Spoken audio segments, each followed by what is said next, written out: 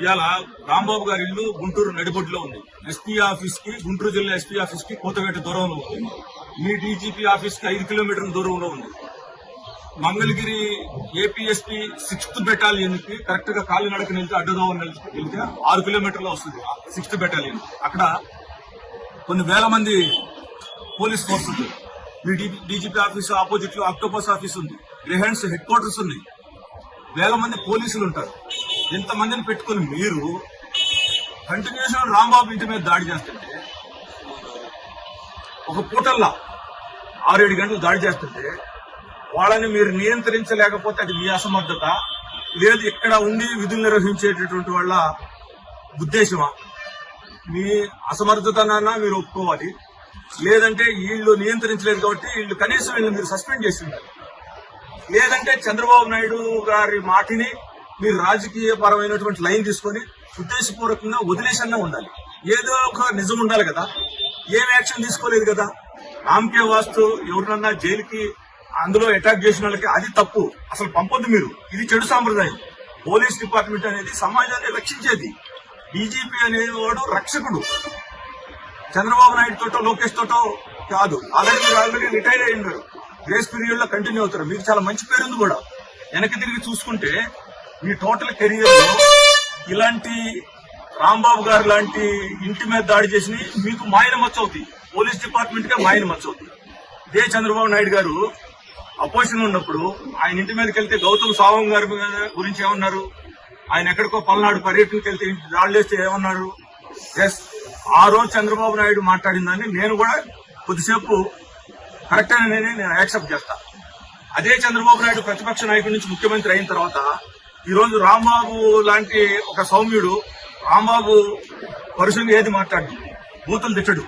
కాకపోతే చదువుకున్న లాయర్ గా సబ్జెక్ట్ ఉంటుంది, సర్కాస్టిజం ఉంటుంది, 10 మందిని నవ్వించే విధంగా ఉంటుంది. ఖచ్చితంగా సమాజానికి సంబంధించినటువంటి ఏదో ఒక లాజిక్. మేమన్నా ఏదన్నా సందర్భంలో ఆవేశంగా మాట్లాడతాం కానీ రాంబాబు గారు అంటే ఎప్పుడు ఎవరిని బూతులు తిట్టినటువంటి, అరే అతను ఒక పార్టీ కట్టుబడి ఉన్నాడు, అది ఈ చాయిస్ అండ్ రైట్. కానీ సమాజ పరంగా ఎప్పుడు రాంబాబు తప్పు చేసినటువంటి వ్యక్తి కదా. అలాంటి ఇంటి మీదకి వెళ్లి దాడి చేస్తుంటే చంద్రబాబు నాయుడు ముఖ్యమంత్రిగా మీ ఇంటి మీదకి వచ్చినప్పుడు అది తప్పని చెప్పి నువ్వు అదే తప్పు నువ్వు ప్రోత్సహిస్తావా? ఈ మూడింటిలో ఒకటి ఖచ్చితంగా అయ్యింది. చంద్రబాబు నాయుడు మాటని విని మీరు డీజీపీగా చర్య తీసుకోకుండా ఉండాలి, లేకపోతే అసమర్థతన్నా ఉండాలి.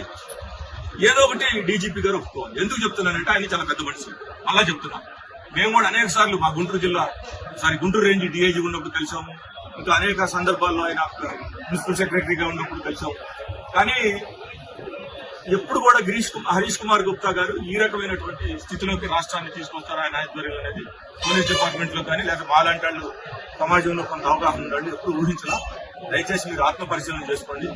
ఇంకోటి, ఇవాళ పోలీస్ డిపార్ట్మెంట్ ఒకసారి మీరు ఆత్మ పరిశీలన చేసుకోండి.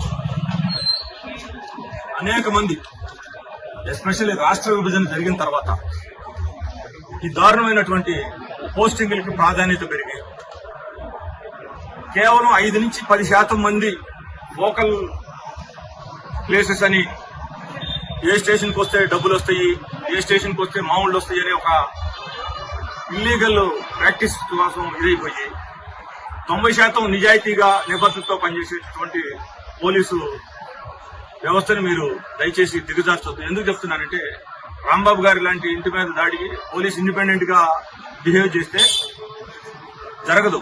చంద్రబాబు నాయుడు చెప్తే ఒకవేళ వినకపోతే ఏమవుతుంది? ట్రాన్స్ఫర్ అవుతుంది.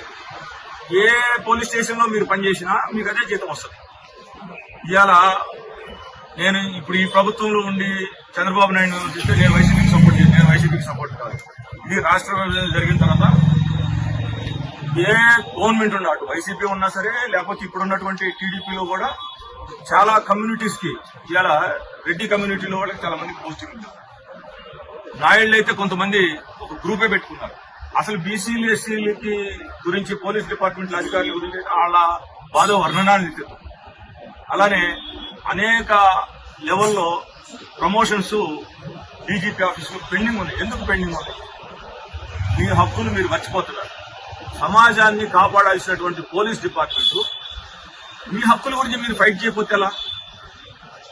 13 మంది అర్హత కలిగినటువంటి డీజీపీలు, ఐఏపీఎస్ ఆఫీసర్లు అర్హత ప్రకారం వాళ్ళకి రావాల్సినటువంటి గౌరవం, పదవి లేక హోదా రాకపోతే, మీరు అడగకపోతే, ప్రమోషన్స్ ఇన్ టైంలో ఇవ్వకపోతే, పోలీసు అధికారుల సంఘం కావచ్చు, పోలీస్ డిపార్ట్మెంట్ మీరు ప్రశ్నించకపోతే సమాజంలో ఇతర వర్గాలకి మీరు ఎలా న్యాయం చేసేటటువంటి వాతావరణం ఉంటుంది? దయచేసి ఆంధ్రప్రదేశ్ లో పోలీస్ డిపార్ట్మెంట్ ఈ రోజు ఉన్నటువంటి స్థితి, అంటే ఈ రోజు అంటే మళ్ళా ఈ గవర్నమెంట్ అనుకోవచ్చు, విభజన జరిగిన దగ్గర నుంచి పోలీస్ డిపార్ట్మెంట్ యొక్క పరిస్థితి ఒక రకం మాకే జాలేస్తుంది. అంత తగ్గి మీరు బతకాల్సినటువంటి అవసరం లేదు. పోలీస్ డిపార్ట్మెంట్, ఆంధ్ర పోలీస్ అనేది ఒక టైంలో ప్రైడ్ ఆఫ్ ఇండియా ఉంది. ఈ అస్తిత్వాన్ని మీరు దయచేసి కోల్పోవద్దు. పోలీసులు అంటే హైయెస్ట్, మా బంధువులు, రక్త సంబంధికులు, మాకు పరిచయస్తులు ఎవరైనా ఉన్నారంటే, ఏదైనా డిపార్ట్మెంట్ లో ఉన్నారంటే అటు హోంగార్డ్ దగ్గర నుంచి ఐపీఎస్ ఆఫీసర్ దాకా అది పోలీస్ డిపార్ట్మెంటే. ఆ డిపార్ట్మెంట్ మీద ఉన్నటువంటి కన్సర్న్ తోటి అది కూడా సమాజాన్ని రక్షించాల్సినటువంటి వాళ్ళు. ఇవాళ పోలీస్ డిపార్ట్మెంట్ గురించి ఎందుకు చెప్పామంటే, అధికారం ఎవరుంటే వాళ్ళకి మీరు సపోర్ట్ చేసే పరిస్థితి వస్తే అది కరెక్ట్ కాదు. మీ హక్కులు, ప్రమోషన్స్ కావచ్చు, మీకు కావాల్సిన అన్ని బెనిఫిట్స్ కావచ్చు. ఇంకా మరీ ముఖ్యమైనది, టీచర్స్ ట్రాన్స్ఫర్స్ లాగా ఎవ్రీ 2 years ఒకసారి కౌన్సిలింగ్ పెట్టి ట్రాన్స్ఫర్స్ లో పొలిటికల్ ఇన్వాల్వ్మెంట్ ఉండకూడదు అనేది పెడితే, ఈ 5%, 10% మంది కరప్షన్ కోసం, పోస్టింగ్ కోసం తిరిగే వాళ్ళ బదులు మీ డిపార్ట్మెంట్ కి ఎక్కడ లేనటువంటి గౌరవం, పాత గౌరవం మీకు వస్తుంది. మీరు ఈ కోసం దయచేసి ఫైట్ చేయండి. చంద్రబాబు నాయుడు గారు కావచ్చు, లేదా ముఖ్యమంత్రిగా భవిష్యత్తులో అవ్వాలనుకునేటటువంటి లోకేష్ గారు కూడా, జగన్ ఈ తప్పు చేశాడు, మేము అంతకంతకు తీర్చుకుంటామంటే సమాజం దాన్ని హర్షించదు. మీ పార్టీకి సంబంధించినటువంటి కార్యకర్తలు, ఒక రాజకీయ పార్టీకి నేను ప్రజలకు చెప్తున్నా, 100లో 15-30% ఉంటారు ఒక పార్టీకి అసోసియేట్, 70% కామన్ సొసైటీ ఉంటుంది. అందులో కూడా ఈ 15%లో కూడా ఆ రాజకీయ పార్టీలకు అసోసియేట్ అయ్యి కక్ష తీర్చుకోవాలనుకునే వాళ్ళు 2-3% ఉంటారు. ఏ పార్టీలో, వైసీపీలో ఉందో, తెలుగుదేశం, అందరూ హర్షించరు. నేను లోకేష్ గారికి చెప్తున్నా, ఈ కక్ష తీర్చుకోవాలనుకునేటటువంటి తత్వం వల్ల ఖచ్చితంగా సాటిస్ఫై అవుతారు మీ కేడర్లో కొంతమంది. కానీ మీరు ఉన్నత స్థాయిలోకి ఎదగాలనుకున్నప్పుడు ఈ 70% సమాజం అబ్జర్వ్ చేస్తుంది. వీటిని ఎవరు హర్షించరు. మళ్ళా చెప్తున్నా, జగన్ టైంలో ఇలా జరిగింది కదా, జగన్ టైంలో అలా జరగబట్టే మీకు అది కరెక్ట్ కాదని మీకు సపోర్ట్ చేశారు. నేను మళ్ళా జగన్ విమర్శించడం లేకపోతే మిమ్మల్ని తగ్గించడం ఇది ఉద్దేశం కాదు. ఈ చెడు సాంప్రదాయాలు ఈ రాష్ట్రంలో ఒకరిళ్ల మీదకి వచ్చి దాడి చేసేదాన్ని, అలాంటప్పుడు ప్రభుత్వం ఎందుకు, చట్టబద్దమైనటువంటి పరిపాలన ఎందుకు, పోలీసులు వద్దు, వదిలేయండి, అప్పుడేందనేది తెలిసిపోద్ది. నేను ఇంతకు మించి మాట్లాడదలుచుకోవాలి. ఎందుకంటే మాట్లాడదలుచుకుంటే చాలా విషయాలు ఉన్నాయి. నేను రాజకీయాలు మాట్లాడు కాంట్రవర్సీ చేసే ఉద్దేశం లేదు. ఎందుకంటే రాంబాబు గారంటే మాకు వైఎస్ఆర్సీపీ నాయకుడనే కాదు, ఆయనంటే చిన్నప్పటి నుంచి దగ్గరగా చూసినటువంటి, కష్టపడి దశల వారీగా ఎదిగి ఇలాంటి చిన్న విషయానికి తీసుకెళ్లి రాజమండ్రి సెంట్రల్ లో జైల్లో పెట్టడం, సాక్షాత్తు రాంబాబు గారి ఇంటి మీదకి వచ్చి దాడి చేస్తే బాధపడి ఈ 4 మాటలు చెప్తున్నా. దయచేసి ఇప్పుడైనా తెలుగుదేశం పార్టీ, చంద్రబాబు నాయుడు గారి, లోకేష్ గారు గాని, పోలీస్ డిపార్ట్మెంట్ లో ఉన్నటువంటి ఉన్నత స్థాయిలో అధికారులు మీరు చట్టబద్ధంగా వ్యవహరించండి.